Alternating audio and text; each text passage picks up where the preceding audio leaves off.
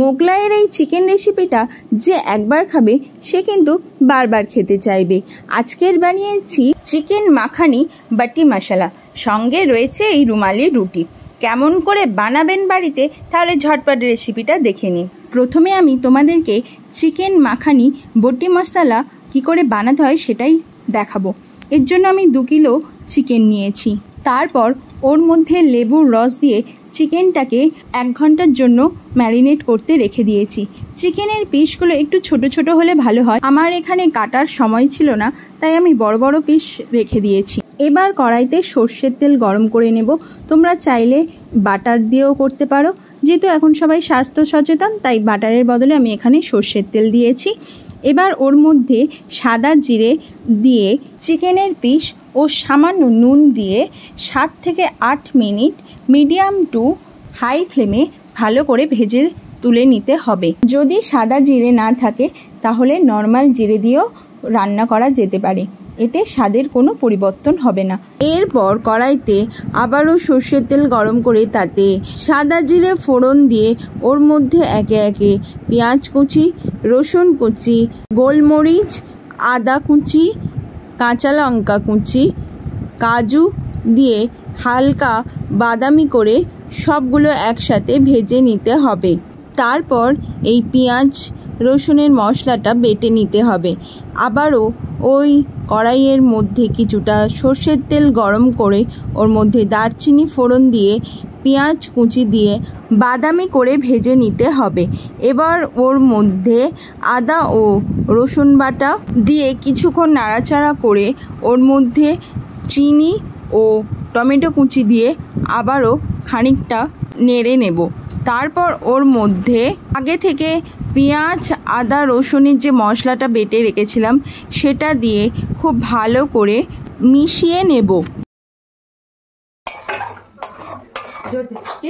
মশলাটা যাতে নিচে পুড়ে না যায় সেজন্য মশলা ধোয়া জলটা একটু দিয়ে ভালো করে নাড়াচাড়া করে নিয়েছি। তারপর ওর মধ্যে একে একে হলুদ গুঁড়ো, লঙ্কার গুঁড়ো, জিরের গুঁড়ো, ধনের গুঁড়ো, গোলমরিচের গুঁড়ো দিয়ে খুব ভালো করে কষিয়ে নিতে হবে যতক্ষণ না মশলা থেকে তেল ছেড়ে আসে। মশলা থেকে তেল ছাড়তে শুরু করলে ওর মধ্যে আবারও কিছুটা জল দিয়ে ভালো করে নাড়াচাড়া করে নেব। তারপর ওর মধ্যে আমি ভাজা মাংসের টুকরোগুলো দিয়ে খুব ভালো করে মশলার সাথে মিশিয়ে নেব।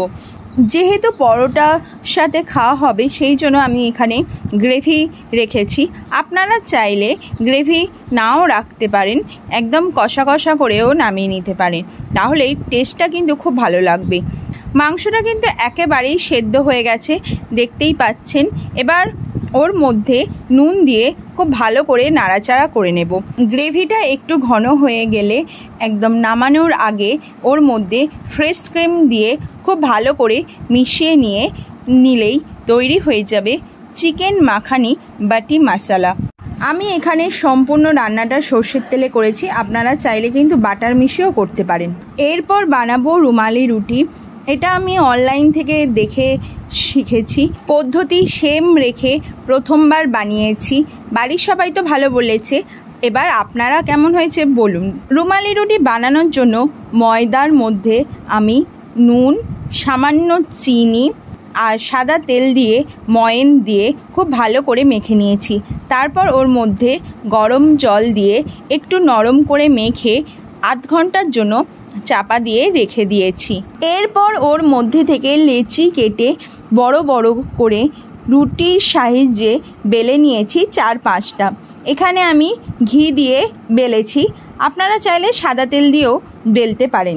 বেলা শেষে একটা রুটির উপরে ভালো করে ঘি মাখিয়ে আরও একটা রুটি চাপিয়ে দিয়ে আবারও ওর ওপর ঘি মাখিয়ে এইভাবে 4-5টা রুটি একসাথে চাপিয়ে দিতে হবে। এরপর ওই রুটিগুলো হালকা হাতে চাপ দিয়ে ভালো করে একটু বড় সাইজে বেলে নিতে হবে।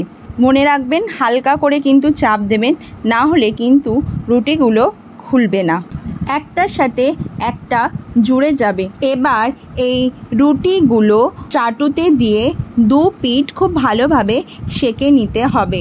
মাঝে মাঝে এভাবে খুন্তি দিয়ে আলাদা করে নিয়ে সেঁকে নিতে হবে। আমরা যারা অনেকে 4-5টা রুটি একসাথে করি তারা কিন্তু জানি যে এইভাবে সেঁকে নিতে হয়। সবগুলো একসাথে ভালোভাবে সেঁকে নিলেই তৈরি হয়ে যাবে রুমালি রুটি। আপনারা যদি সবগুলো একসাথে নাও সেঁকতে পারেন তাহলে একটা একটা করেও সেঁকলেও চলবে। এবার আর কি, তাহলে ঝটপট বানিয়ে ফেলুন বাড়িতে রুমালি রুটি আর চিকেন মাখানি বাটি মশলা। কেমন লাগলো রেসিপিটা অবশ্যই জানাতে ভুলবেন না। আরও একটা কথা আমি কিন্তু গ্যারান্টি দিচ্ছি, একবার যদি এই রুমালি রুটি আর চিকেন মাখানি বাটি মশলা খান তাহলে আবারও বারবার বানিয়ে খেতে ইচ্ছে করবে। আজ তাহলে এই পর্যন্ত, দেখা হচ্ছে নতুন একটা রান্না নিয়ে। পুজো আপনাদের আশা করি খুব ভালো কাটছে। সবাইকে শুভ শারদীয়ার প্রীতি ও শুভেচ্ছা।